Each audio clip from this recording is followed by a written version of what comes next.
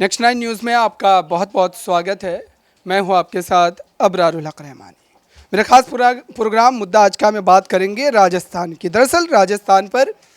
गहरी नज़र बनी हुई है, इसलिए भी क्योंकि चुनावी साल है और जाहिर सी बात है कि इस वक्त तमाम नेता जिस तरीके से राजस्थान में मुख्यमंत्री पद की रेस में लगातार बने हुए, तमाम नेताओं से मुराद सचिन पायलट और अशोक गहलोत। अशोक गहलोत मुख्यमंत्री है और जाहिर सी बात है कि सचिन पायलट को जिस तरीके से यह आश्वासन दिया गया था 2020 के उस बड़ी बगावत के बाद कि आने वाला समय आपका ही होगा, लेकिन अब तक कांग्रेस पार्टी के जो तेवर रहे हैं, कांग्रेस पार्टी ने जिस तरीके से इस पूरे मुद्दे पर अपने पक्ष को रखा है, उससे यही माना जा सकता है कि पार्टी दरअसल दोनों ही नेताओं को साथ में बनाए रखना चाहती है, क्योंकि दोनों ही नेताओं के साथ एक बड़ा वोट बैंक जुड़ा हुआ है और यही वजह है कि इस पूरे मुद्दे पर कई बैठकों का दौर चलने के बावजूद भी कोई अंतिम फैसला जो है पार्टी लेने में अभी भी असमर्थ नज़र आती है।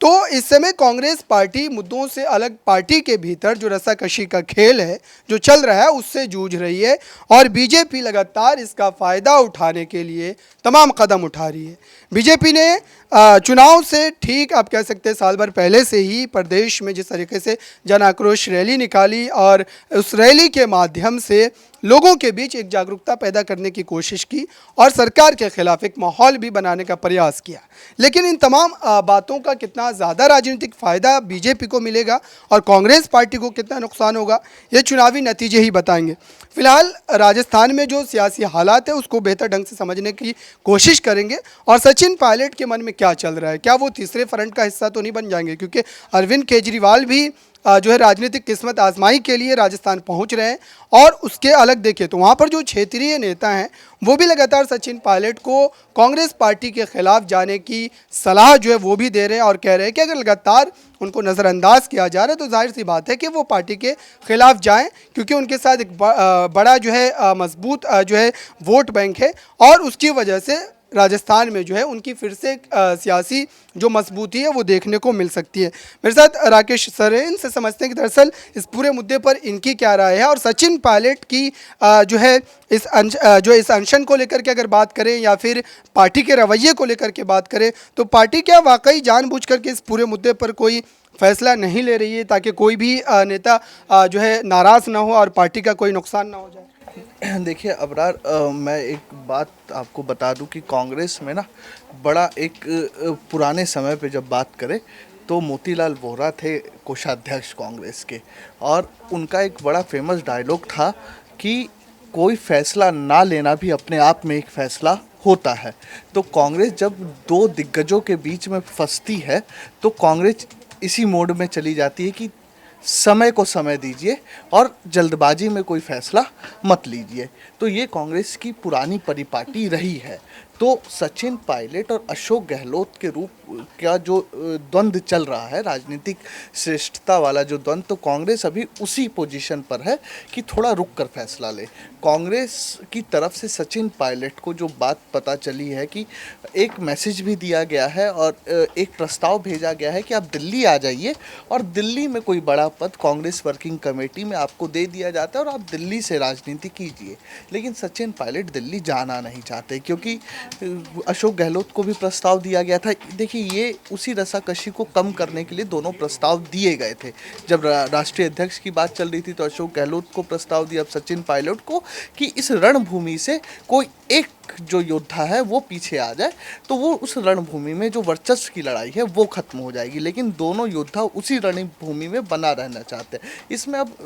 कारण ये है कि दोनों के अपने अपने वोट बैंक है। सचिन पायलट का गुर्जर समुदाय, गुर्जर अभी आरक्षण को लेकर भी प्रबल है, तो सचिन पायलट उस पर मौका देख रहे हैं। तीसरी बात जो मुझे लगता है कि सचिन पायलट किसी पार्टी में नहीं जाने वाले या दल बदल नहीं करेंगे, क्योंकि देखिए सिंधिया परिवार की परिपाटी देखिएगा तो दल बदल रहा है। माधवराव सिंधिया नाराज़ होकर चले गए थे, उनको प्रणब मुखर्जी लाए। विजया राजे सिंधिया को नेहरू जी राजनीति में लेकर आए, लेकिन विजय राजे बाद में जब जनसंघ की स्थापना हुई वाजपेयी जी के साथ चली गई। तो ये एक परिपाटी रही है। लेकिन अगर आप सचिन पायलट का परिवार देखें, राजेश पायलट या इनका ससुराल पक्ष भी देखें तो विपक्ष के तौर पर ही रहा है। और राजेश पायलट, राजीव गांधी, ये दोनों एक ही काडर के बैच के लोग थे, तो ये रहे हैं यहाँ पर कांग्रेस में। अब सचिन पायलट के पास ऑप्शन ये है कि वो गुर्जर समुदाय के भरोसे तीसरी पार्टी के रूप में चुनाव लड़े, जैसे त्रिपुरा में टिपरा मोथा ने किया, और एक ठीक ठाक सीट, तो आप मान लीजिए 200 सीटें हैं विधानसभा की, तो लगभग 20-25 सीट पर अगर खेल कर जाते हैं तो एक किंग मेकर की भूमिका में आ जाते हैं और नेगोशिएट कर सकते हैं, चाहे वो फिर बीजेपी हो या कांग्रेस हो मुख्यमंत्री के लिए। रही बात कांग्रेस में, तो कांग्रेस वेट एंड वॉच की पोजीशन पे है कि अशोक गहलोत का मेरे ख्याल से ये अंतिम चुनाव होगा, उनके नेतृत्व में लड़ा जा सकता है, लेकिन मुख्यमंत्री अगली बार कांग्रेस में अशोक गहलोत बने, इस पे भी शंका है। बहुत बहुत शुक्रिया। तो ये एक पूरी परिस्थिति है राजस्थान की, क्योंकि राजस्थान में इस समय सचिन पायलट जो है काफ़ी ज़्यादा अहमियत रख रहे हैं कांग्रेस पार्टी के लिए, क्योंकि उनका एक अपना जो है वोट बैंक है, और यही वजह है कि पार्टी लगातार उनको लेकर के इस तरीके से जो है अपने पक्ष को खुलकर नहीं रख रही, चाहे वो अशोक गहलोत की बात करें या फिर सचिन पायलट की बात करें। कई जो क्षेत्रीय नेता वो लगातार इस बात की कोशिश कर रहे हैं, और ये मशवरे के तौर पर भी लगातार सचिन पायलट के सामने पक्ष रखे जा रहे हैं कि सचिन पायलट अगर अपने बलबूते पर भी चुनाव लड़ते हैं तो जाहिर सी बात है कि उनके पक्ष में कई सीटें आ सकती है। और यही सारी बातें जो आपने अभी सुनी, तो देखते हैं कि अब सचिन पायलट इस पूरे मुद्दे को लेकर के किस तरीके से अगले कदम को उठाते हैं। आगे सवाल लेंगे प्रांशु मेरे साथ, इनसे जानते हैं कि दरअसल सचिन पायलट लगातार अपने मुद्दों को लेकर के पार्टी के भीतर रह करके वो एक लड़ाई ज़रूर लड़ रहे हैं, लेकिन पार्टी के खिलाफ जाने के बारे में उन्होंने अब तक कभी अपने जो है शब्दों में नहीं कहा है कि वो पार्टी के खिलाफ जाएंगे। और अनशन की अगर बात करें तो उन्होंने अपने जो है अकेले अपने बलबूते पर ही अनशन किया है, किसी विधायक को उसमें शामिल नहीं किया। तो ये जानते हैं वो कि अगला नंबर उन्हीं का है, यानी कि अशोक गहलोत के बाद अगर कोई बड़ा नेता है कांग्रेस में राजस्थान जो है इकाई में, तो वो सचिन पायलट ही हैं। तो क्या ये मान लिया जाना चाहिए कि कांग्रेस पार्टी के लिए भले वो सिर दर्द हो लेकिन पार्टी के खिलाफ नहीं जाएंगे? देखिए, फिलहाल देखा जाए पायलट को लेकर जिस तरीके से अटकलें तेज़ हो रही हैं, हनुमान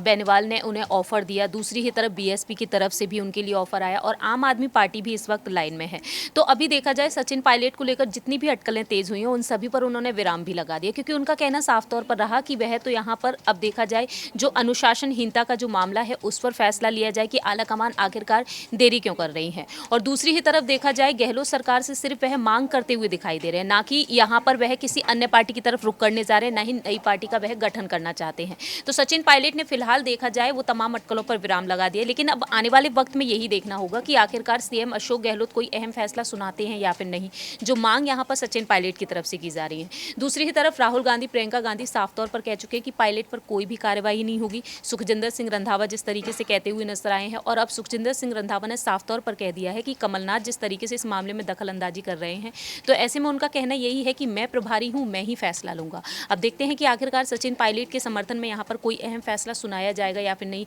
अब आने वाले वक्त में वाकई में उन्हें यहाँ पर महासचिव बनाया जाएगा या फिर प्रदेश अध्यक्ष या फिर सीएम पद की दावेदारी के लिए वाकई में उन्हें आगे किया जा सकता है। बहुत शुक्रिया। तो ये राजस्थान की आप कह सकते हैं कि अगर सियासी गणित को समझे तो हर 5 वर्षों में वहाँ पर सत्ता का बदलाव होता है, और इस बार अगर देखा जाए तो बीजेपी की बारी है, लेकिन उसके बाद भी अगर कांग्रेस पार्टी इस पूरे राजनीतिक जो है उठापटक के बावजूद भी अगर सत्ता में वापसी करती है तो ये एक बड़ी कामयाबी के तौर पर देखा जाएगा। इस खास रिपोर्ट में बस इतना ही। देखते रहिए ताज़ा तरीन खबरों के लिए नेक्स्ट 9 न्यूज़ को। धन्यवाद।